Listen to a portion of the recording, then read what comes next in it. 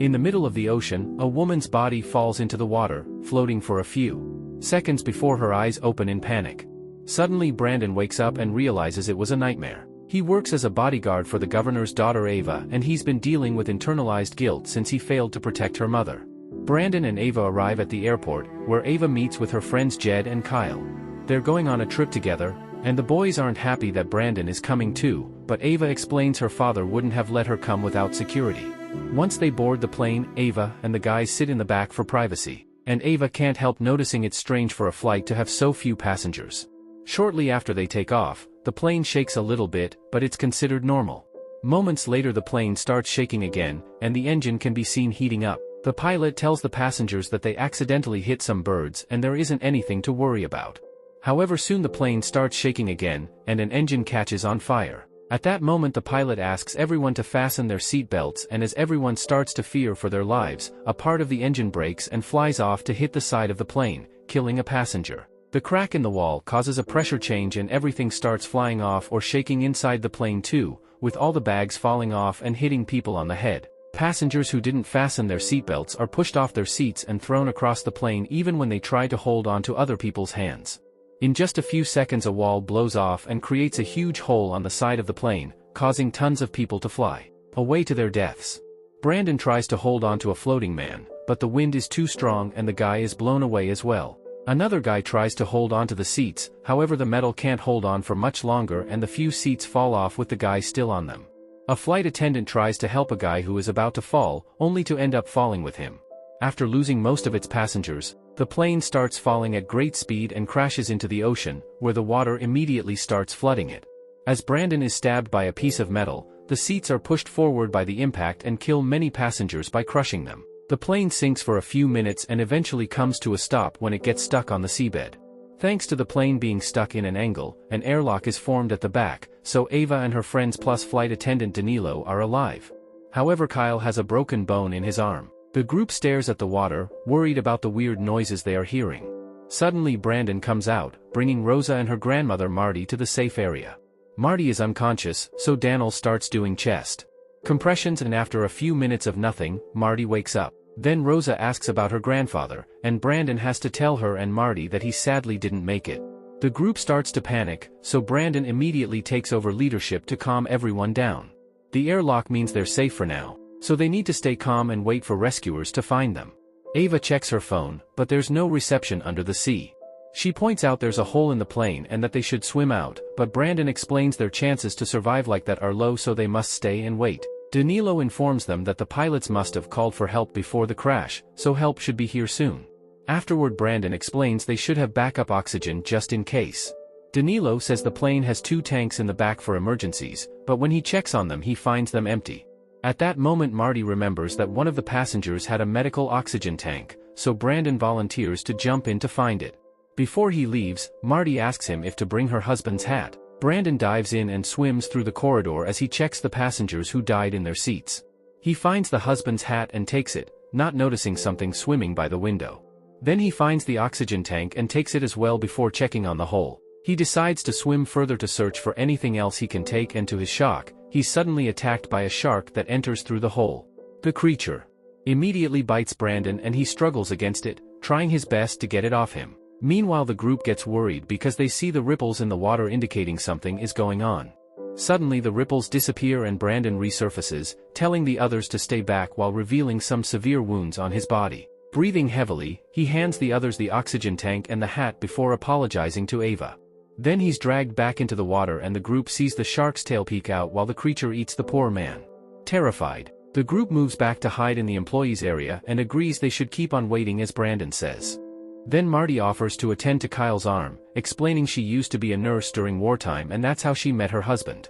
Kyle screams in agony when Marty pushes the bone back into place, and using some thick magazines and bandages, she improvises a splint. Outside, a helicopter is flying near the area in search of the fallen plane. They have priority orders because they know the governor's daughter is among the victims, but for now they don't see anything. Back to the survivors, they hear some creaking and the plane moves for a few seconds, indicating it may fall again at any moment. Jed is starting to get too negative, and Danilo opens the oxygen tank Brandon retrieved. At that moment, they see the water getting red and the noises make them realize the sharks have come inside to eat the drowned bodies. Suddenly the plane shakes a little, and they see the sharks swimming by their window, hitting random plane parts as they move. Rosa is getting too scared, and Ava tells her not to worry because she's sure they'll be rescued. However, the helicopter still hasn't found anything and doesn't have much fuel left. The group keeps track of the water level and calculates they still have around 3 or 4 hours before the water reaches the back. However, they also keep hearing the metal creaking and notice some water leaking through the ceiling, so they can't be sure if the plane will hold up that long.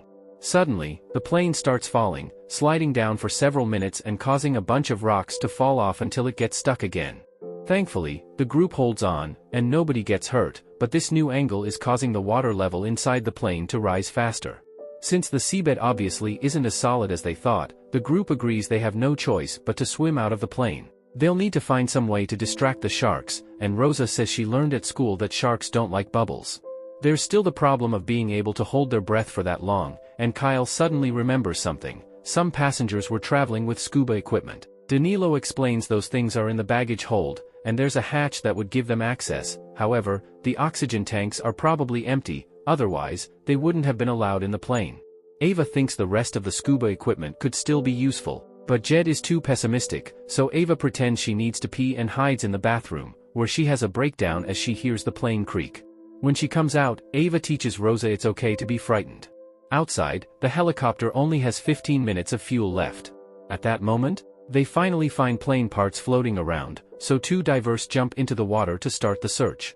It doesn't take them long to find the plane, and as soon as they come closer, the group starts making gestures at the window. One of the divers swims toward the hole while the other approaches the window to tell the survivors it's all fine now.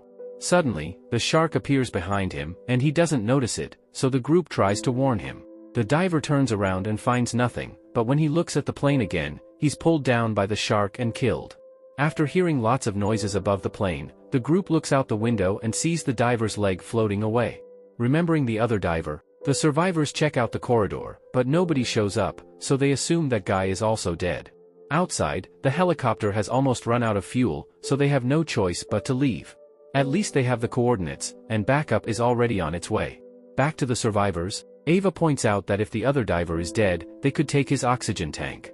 She looks underwater and notices a shadow, but she can't know for sure. Jed tries to get a closer look by standing on the seats, only to slip and fall into the water. The group worries because they can't see him, but he then surfaces laughing because he had been pranking them. However, he doesn't come out in time, and the shark soon finds him, catching him with its toothy mouth. As Jed struggles against the shark's attack, the group comes closer to grab his arms and pull, managing to get Jed away from the shark and into safety. Unfortunately, they discover that Jed is missing a leg, so Marty makes Rosa stand behind the curtain while she takes care of the wound. Using some seatbelts, Marty makes a tourniquet to stop the bleeding, and Jed cries when he realizes he won't be able to participate in any more triathlons. Still determined to get out of there, Ava volunteers to go search for the scuba equipment. Danilo opens the hatch, and they discover the baggage hold is also flooded, but Ava dives in anyway. With a flare, she looks around the area, unaware that something else is swimming behind the bags. Eventually she finds the scuba equipment, only to suddenly be startled by an octopus at the same time the flare goes out. The others begin getting worried when they see no more light, but thankfully soon Ava returns with the equipment. The group opens the bags to find diving suits and masks, but there are only 4. At that moment they hear something hitting the plane and rush to check the window, but no diver is around, so it must have been a shark. By the time they turn around again, Jed is already dead. A desperate Ava tries to do chest compressions, but Marty pulls her back, making her see the truth. Suddenly the plane slides down again, but this time it stops quickly because the cockpit breaks and acts as an anchor. Water is rising faster, so they need to get out fast. Remembering Rosa's fun fact, they plan to use the small oxygen canisters from the emergency masks to blow bubbles at the sharks. There's still the matter of swimming such a distance, and Kyle breaks down, confessing a childhood accident that left him traumatized and made him a bad swimmer. However, with Ava and Rosa's supporting words, he agrees to try. Then Ava gathers all the oxygen masks she can find without going too deep into the water. The sharks are still hitting the plane, and the ceiling is starting to crack. The group starts changing, and Marty volunteers to be the one without a suit because at her age, she would only slow everyone down anyway. After saying a final goodbye to Jed, the survivors get in the water, noticing the plane is slowly starting to slide down again. Suddenly the cockpit finishes breaking and falls into the abyss, meaning the plane will fall soon as well. Marty asks Ava to go first and take Rosa with her. The girls start swimming through the corridor only to find it blocked by a shark, so they immediately open an oxygen canister to scare it away. Once the way is cleared, they keep on moving, and soon Kyle and Danilo also join them. Marty watches the young people go as the water rises inside the plane and knows she won't be able to make it, so she stays back and waits to be reunited with her husband. At that moment Kyle panics and swims back to put his head out in the small pocket of air left. Danilo tries going back for him, but suddenly a shark comes out of the baggage hold and attacks Kyle, eating him in seconds.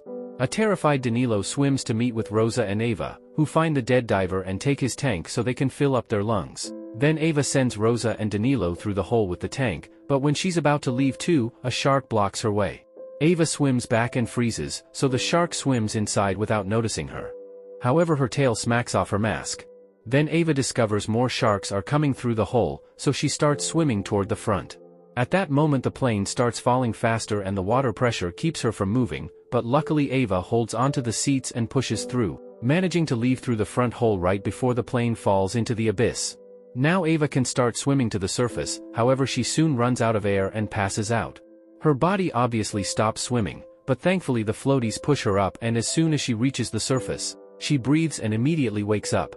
Ava panics when she doesn't see the others, but at that moment the helicopters show up and finally pull her out of the water. Danilo and Rosa have already been rescued, and when Rosa asks about her grandmother, Ava gives her the bad news. As a last goodbye to her grandparents, Rosa throws her beloved plushie into the water before falling asleep in Ava's arms.